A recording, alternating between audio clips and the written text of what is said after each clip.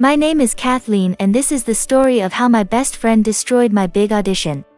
My best friend, Elizabeth, and I danced from the time we were little all the way up through high school.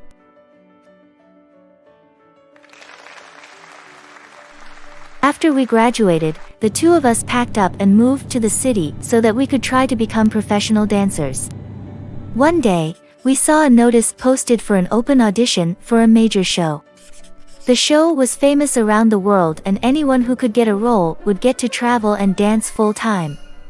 I had gone to see the show every time it had come to my town when I was growing up and I always imagined myself on the stage. I was so excited to get the chance to audition for the show that I could barely sleep the whole night. The morning of the audition, I had a quick errand to run, so I left our apartment early to make sure I got to the audition on time. While I was out, I got a text from Elizabeth saying that she thought the audition may have been moved to another dance studio a few blocks away. I did not have time to search through my email for audition updates and trusted Elizabeth knew what she was talking about. I rushed over to the new studio since it was a bit further away from where I was. When I got there, the place seemed empty and the doors were locked. I knocked and waited a few minutes to see if anyone would answer.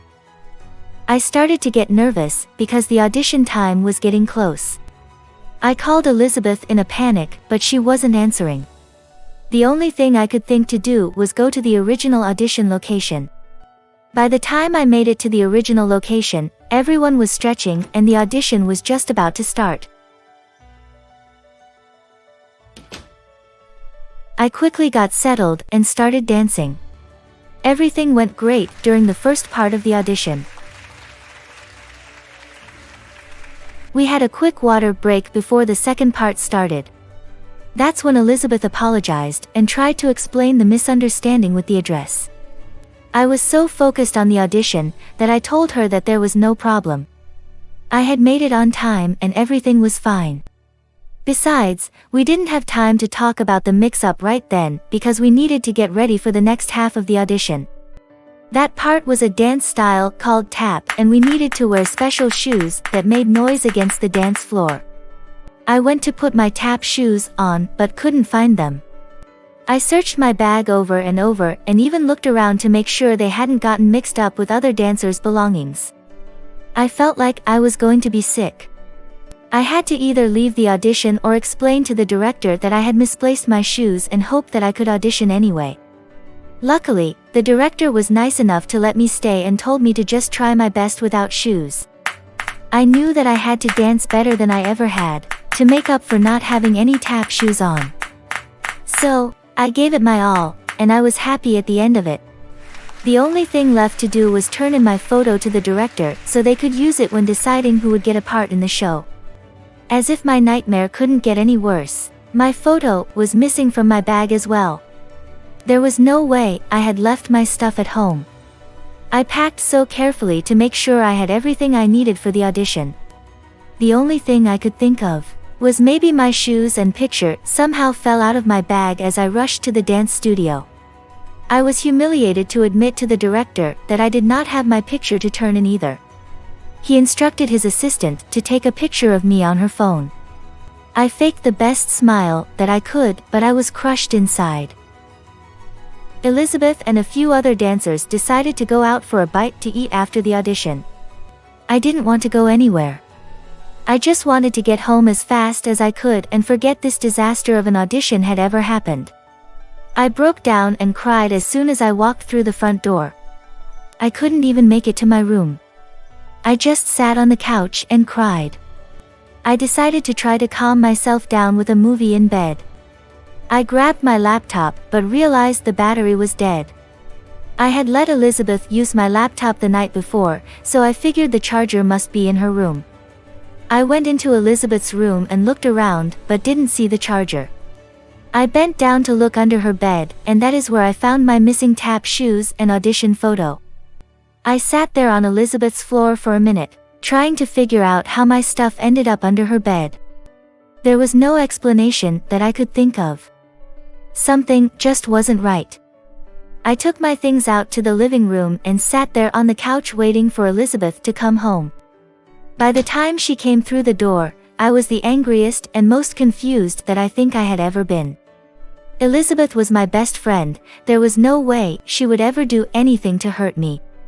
Elizabeth started joking about how funny one part of the audition routine was, but I didn't find any of it amusing. She asked what was wrong with me, and I couldn't hold back. I demanded to know why my photo and shoes were under her bed. I was hoping that she would give me some reason that could explain what was going on, but instead she became just as angry as I was. She started yelling and accusing me of setting her up. She said that it was cruel of me to blame her for wrecking my audition and that the whole situation was entirely my fault. She denied my stuff ever being in her room and said that if my belongings were there, then I must have put them there myself to make her look bad. I started to doubt myself and rack my brain trying to think of any other way my stuff had gotten there. I realized that another dancer friend of ours named Kyle had visited us the night before to hang out and play games. Could Kyle have been the one who took my things out of my bag? Was I wrong about Elizabeth? I walked away before things could get any worse. I called Kyle right away and told him about the situation and said that I needed to know the truth. I asked if he had been the one who took my picture and shoes. Kyle seemed really confused and said that he had no idea what I was talking about. He then said that he was sorry that my audition had gone so badly and asked if there was anything he could do to help me feel better about the situation. I could tell that Kyle had nothing to do with it, so it had to be Elizabeth. Kyle asked if there were any problems between me and Elizabeth. I said that everything seemed fine, but now I was unsure about everything. He told me that there had been times when he had overheard Elizabeth talking about me behind my back to some of our other friends, but that he never wanted to get involved in any drama since she had never said anything directly to him. I waited until the next morning to talk to Elizabeth again. I got straight to the point. I told her that there was no one else who would have been able to get to my stuff, and I wanted to know what was going on. I thought she might get defensive again, but she shocked me by getting angry. And she wasn't angry that I was accusing her again, she was mad about something that I would have never expected. That things were going well for me and my dance career. Elizabeth started yelling about how she was sick and tired of watching me shine when she thought that she was the better dancer and worked 10 times harder than I did. She said that I had charmed my way into so many of the shows I had performed in. And that I was good at manipulating people into believing I was much better than I really was. I was shocked by what she was saying. I never thought that I was a better dancer than Elizabeth and had always been so happy dancing with someone I thought was my best friend. How long had she been feeling like this? She then told me that she wanted to make sure that I couldn't take advantage of anyone with this big audition, that I deserved to suffer just like she had been all this time. I was furious and heartbroken at the same time. Her jealousy could have ruined my dance career. I didn't have anything to say. My best friend had become my worst enemy, and I had no idea why. I immediately went to call the director of the audition and explain what had happened. There was no way I was going to let Elizabeth take any opportunity away from me. I apologized for how bad things had gone with my audition and told him that I had discovered my friend had purposely given me the wrong address and taken things out of my bag to sabotage my chances. I asked if there would be any other auditions coming up. The director told me that there were no other auditions planned, but said that I had been a standout at my audition. He told me that his team talked about offering me a starring role in the show, but were concerned with how unprepared I had been. They were worried that I wasn't ready to be in a professional show.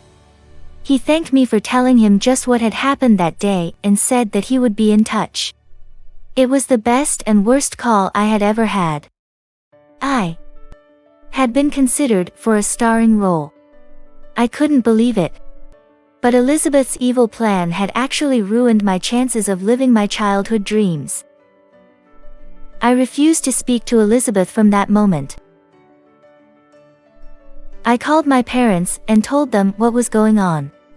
They drove down and helped me move into a new apartment.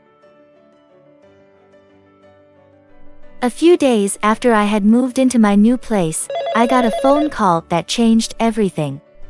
It was the show director calling to tell me that I had been chosen to be part of the ensemble cast of the show. It wasn't the starring role I had been considered for, but I would be in the show performing with the entire group. I couldn't believe it. My worst nightmare had become a dream come true. I was being offered a part in the show. I accepted the role on the spot. Within a few months, I was on tour with the show, going around the country and looking forward to performing around the world. Most of the casting directors in the city know each other, and word quickly got around about what Elizabeth had done to me. She was rejected and never offered any parts in shows, and was even banned from auditioning for some directors. I hate that things had to end that way and wish the best for Elizabeth even though she tried to destroy my dance career. What would you do if your best friend tried to ruin your chance at something big? Would you ever forgive them? Let me know what you think in the comments, and be sure to like and subscribe for more stories.